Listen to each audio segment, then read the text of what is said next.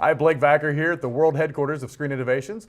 Introduce to you two very good friends of mine, Bill Birdsall, Rob Buddy. Welcome, guys. Well, thanks for having us, Blake. Hey, thanks a lot, Blake. It's great to have you here, but gosh, guys, how many places have we worked together in? I know Van Nuys, Livermore, Atlanta, Fort Lauderdale. Let's see, New Jersey, New York. I mean, we've gone literally all over the country. across the country. It's and where back we again. haven't been more than where we have been. There's very few places That's like right. that. That's right. That's right.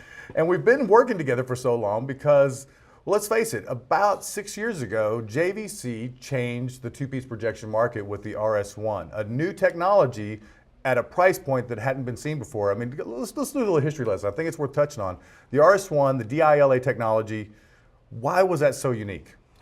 I think it was because it was the first three-chip projector that was under $10,000. So it was affordable for the normal homeowner that was building a home theater, or in that time, with the Screen Innovations Black Diamond, a multimedia room. Sure, that's true. And that price point has stuck with us. And we've now seen the industry change from, well, I'd say at that point, maybe $15,000 to $25,000 was the medium for a projector price. And now what we can get for $5,000 and under, or let's say even better, around $5,000, up to even $10,000. That's correct. Is truly remarkable. But what we're here to do today is talk about not just the history of the technology, but also what we have new, because there's some exceptional new features in the new lineup this year for JVC. Let's talk a little bit about your broader scope and what you have to offer now, because it's more than just one projector. You've got how many now? We're up to 5 projectors Five now, projectors in the line. and we've introduced 4K technology at the $5,000 price point. Which is extraordinary. Yeah, We're so going you to touch get- on that in detail here in a minute. Yeah. But so let's talk about the price points. We start at retail $34.95. $34.95. That's our entry-level piece. That's the RS46. And then we step up to around the $5,000 price point. That's correct. That's right. All the way up to around $12,000, correct? Correct. Now, real quickly, that $12,000 price point, what's the model number for that now? The DILA RS66. RS66. I understand those are actually hand-selected chips. I mean, this is about as hot rod as you can get when it comes to that $12,000 price point, right? That's correct. That's an exceptional value. Now, one of the there's several exciting features about these projectors that I think we need to touch on. The first being the E-Shift. 4K E-Shift, 4K resolution for less than $10,000. Let's talk about how that works and what it means to be a 4K E-Shift projector. The way the 4K works is basically the projector will take in a 1080p source, any source, whether it be a Blu-ray box, set-top box, whatever it may be, and it'll scale it out to 3840 by 2160. So it upconverts. It upconverts, because there's no true 4K source right now. Right. So with that, it upconverts any source that you have right now, the 4K resolution, and displays that. Now, even my Netflix or Amazon Yep. streaming, because Any I've streaming. stopped going out and buying discs. Yeah, Apple Right. TV, whatever you want to feed into the projector, it will scale it up to 4K resolution. And 4K resolution, for those of you who aren't aware of that, we're talking about how much better than 1080p? Is it 3-4 times It's better? 4 times better than native HD. Now, we all remember the days when we first got 1080p, we'd say it's like looking out a window. 4K to me, it's like stepping through the window, taking a left, and going down the street. That's what kind of clarity we're talking about That's here. good, Yeah. that's a good analogy. Yeah. Now, for you more in the inclined to be the professional view, if I can stand 2 feet away from a screen, 144-inch, 2:3:5 aspect ratio, and not see a pixel, I consider that a good thing. Yes. That's phenomenal. It's a very good thing. Now, let's talk about the value proposition of that, because I just mentioned, on a Black Diamond, we go out to 144 inches in a 2:3:5 aspect ratio, up to 115 inches in 16:9. So let's focus on that 16:9 image real quickly.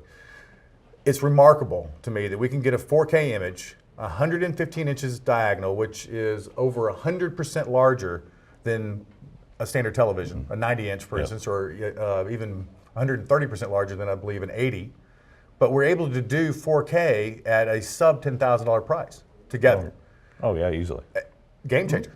Yes. I mean, absolutely done it again. I mean, with JVC, has done it again with this 4K ability at that price point. You can actually have a 4K resolution television in your living room utilizing a Black Diamond for less than $10,000.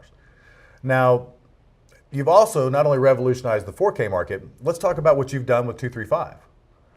What we've done with the 235 is we've actually got rid of the anamorphic lens and allow us to do lens memory to do different aspect ratios.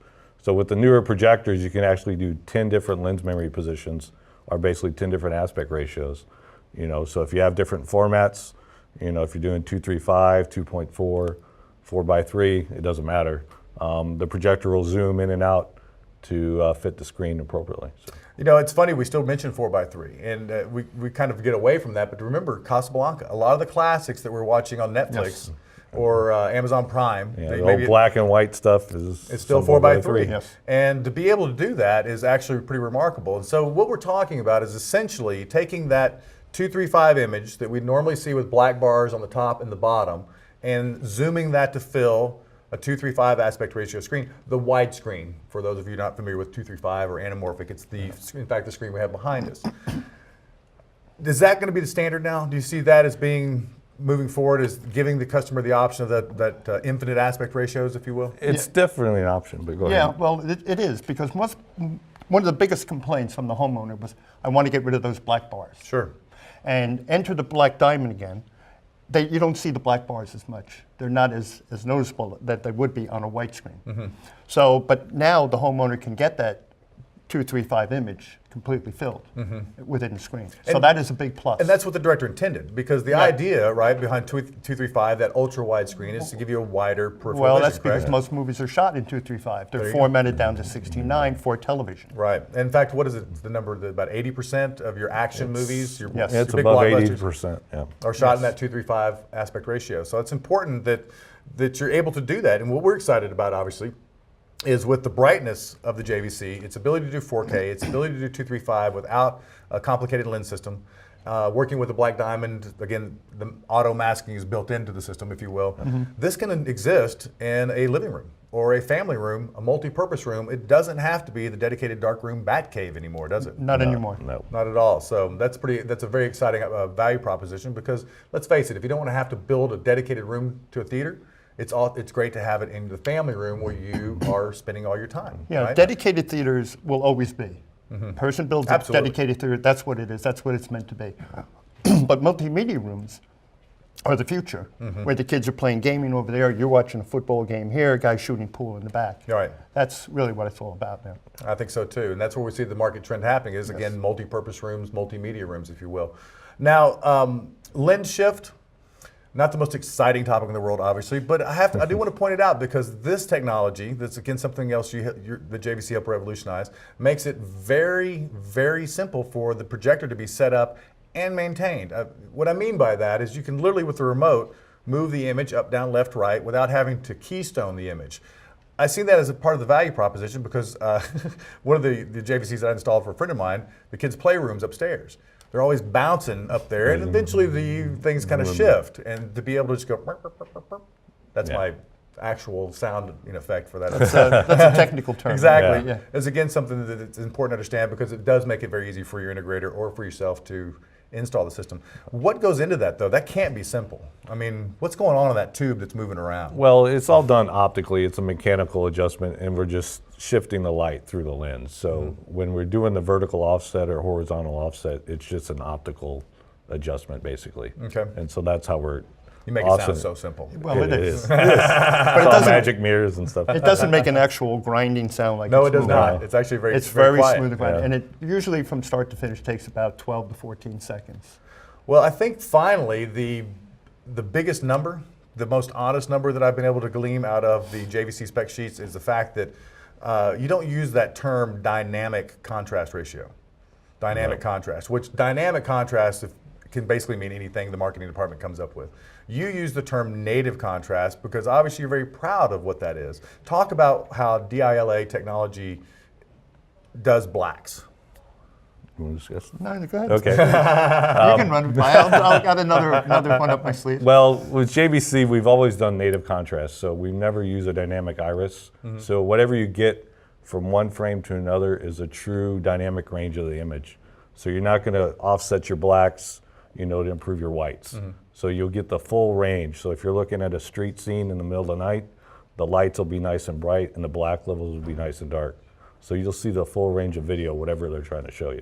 And you'll still get the definition in your blacks. Yeah. Without loss of that because of it. So your bright whites, like a headlights of a car in a black car, you'll be able to see the whole thing. Where an iris, dynamic iris, is opening and closing. So that light is always changing on the image. Sure, that makes total sense. Total sense. Well, game changer again. You've got the most affordable 4K product on the market. You've got a product that's easy to set up, the richest, deepest blacks of just about any projector around. Congratulations, guys. I think you did it again. Thank Thank you. you. We got Thanks for another coming winner. down. No, thank you. All right, guys. Thanks for having us. All right, I'll see you next week. Where? I think Fort Lauderdale. Or in Atlanta? Yeah, I think so. Well, thanks again for joining us Okay. here at the Screen Innovations World Headquarters. Have a great day.